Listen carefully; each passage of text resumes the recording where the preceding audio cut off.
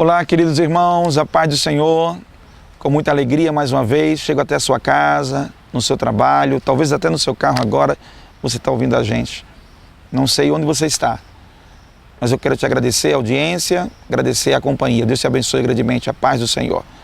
Com muita alegria me dirijo a você para tratar sobre essa sequência de ensinos importantes para a nossa casa, construindo uma herança e um legado para a nossa família.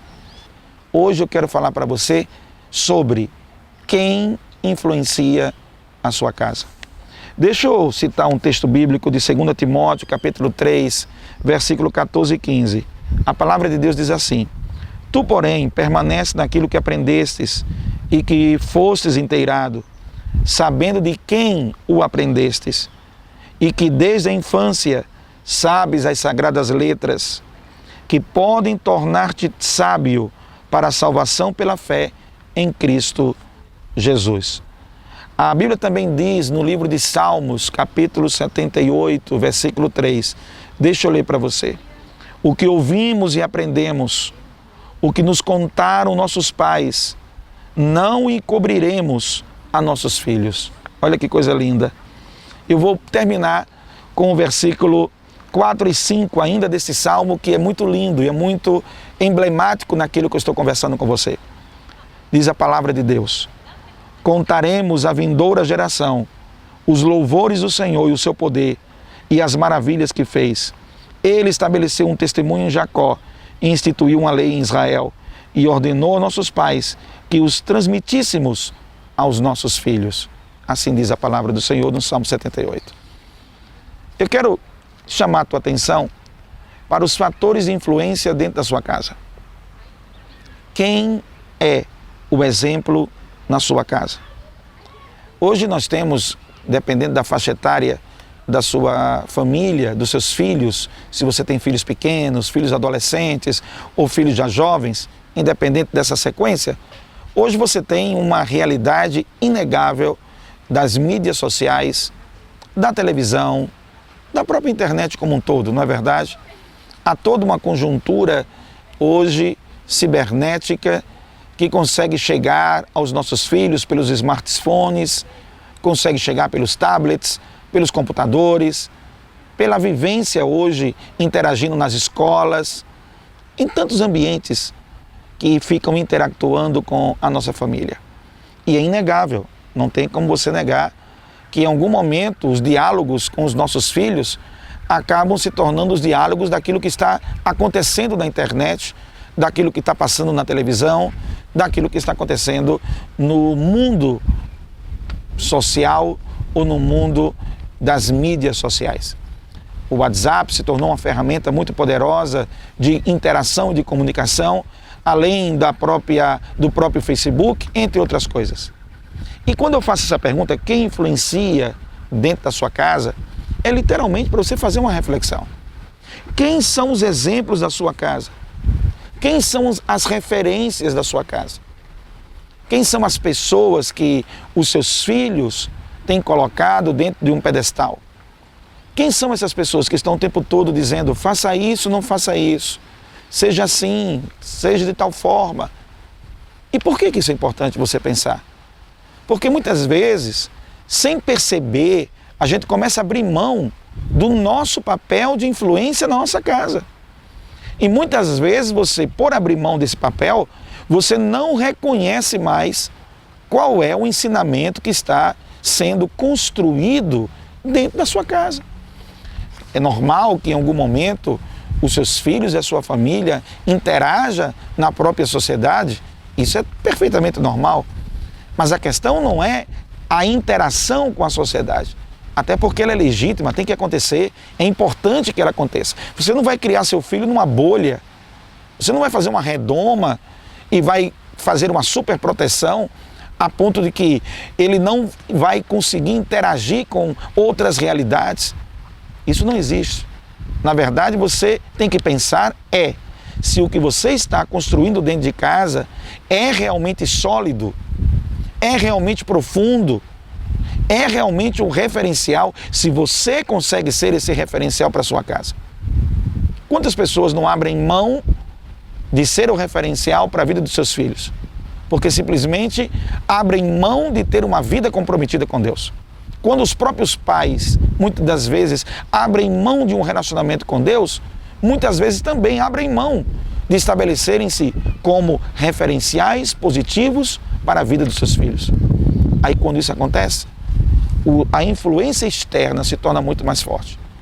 Quem tem mais voz ativa na vida dos seus filhos? Se você está servindo ao Senhor, os modelos de sucesso, os modelos de êxito que estão aí diante dos seus filhos, não pode ser o crime organizado, não pode ser a malandragem, não pode ser a ideia de corrupção, não pode ser a ideia de levar vantagem nas coisas, passar a perna nos outros. Esses modelos de vantagem que muitas vezes se vangloriam nas redes sociais.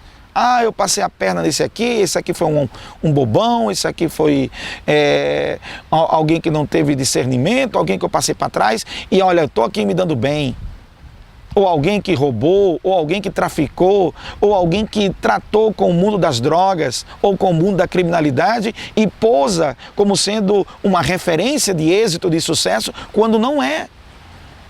Porque essas referências de êxito e de sucesso, elas são, na verdade, referências de fracassos em todos os sentidos. Mas muitas das vezes no imaginário da adolescência, no imaginário da juventude, é semeada uma ideia como se fosse a ideia que esses aqui se deram bem.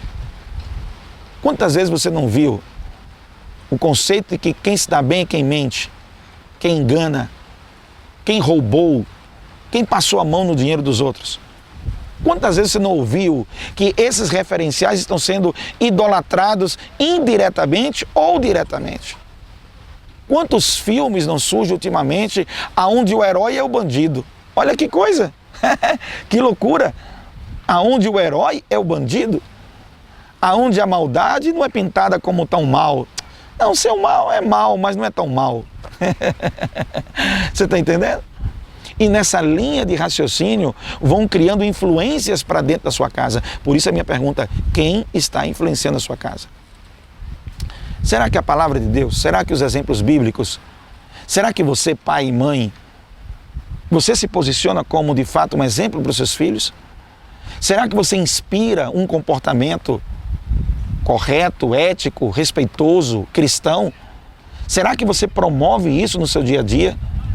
Ou será que as pessoas dentro da sua própria casa olham para você dizendo, eu quero ser tudo menos isso? Olha como isso é sério. Olha como é duro falar isso. Não é um assunto simples. E eu não estou aqui me propondo a exaurir todo o tema simplesmente com essa abordagem inicial que eu estou fazendo aqui. Eu estou apenas provocando você para pensar. Se tem que mudar algum comportamento seu, você mude. Se tem alguma coisa que você não está sendo exemplo e que precisa rever para que você seja um bom exemplo para a sua família, seja um bom exemplo para a sua família. Será que é esse modelo de vida que você está vivendo, que você deseja para os seus filhos? Será que é essa atitude que você tem? Olha, quantos pais acabaram afastando seus filhos da igreja, da convivência cristã, da fundamentação bíblica, sendo maus exemplos dentro de casa, sendo gente que fala mal uns dos outros. Às vezes você se chateia com alguma coisa que aconteceu na igreja, aí você chega em casa, detona a igreja, aí fala mal dos seus pastores, fala mal dos seus líderes, fala mal das pessoas.